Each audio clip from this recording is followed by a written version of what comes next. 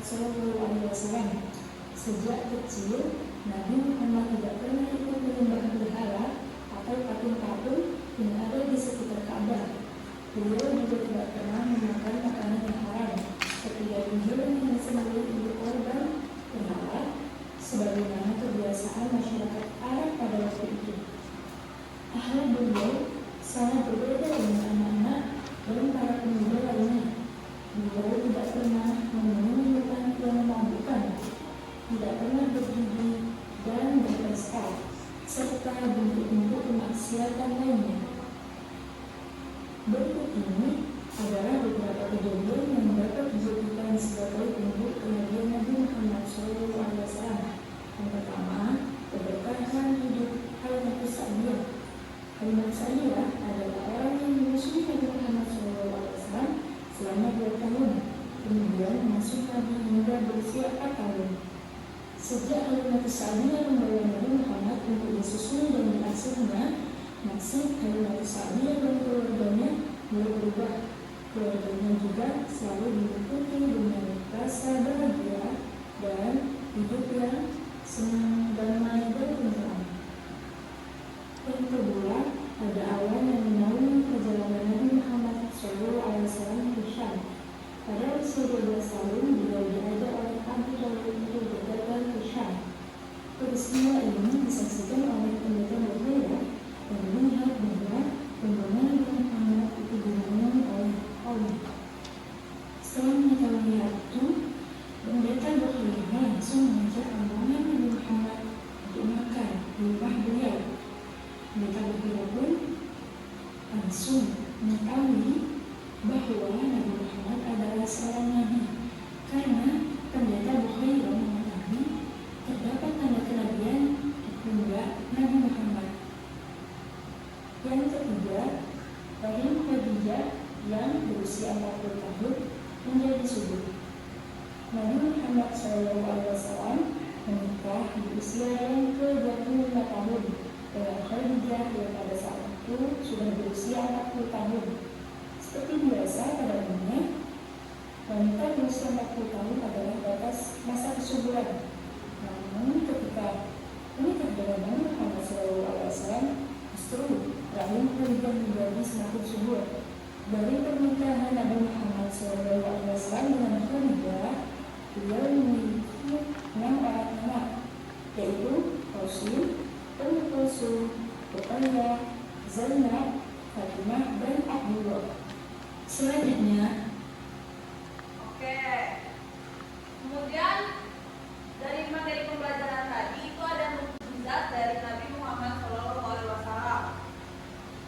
Ada yang udah tahu apa mukjizat yang telah didapati oleh Nabi Muhammad?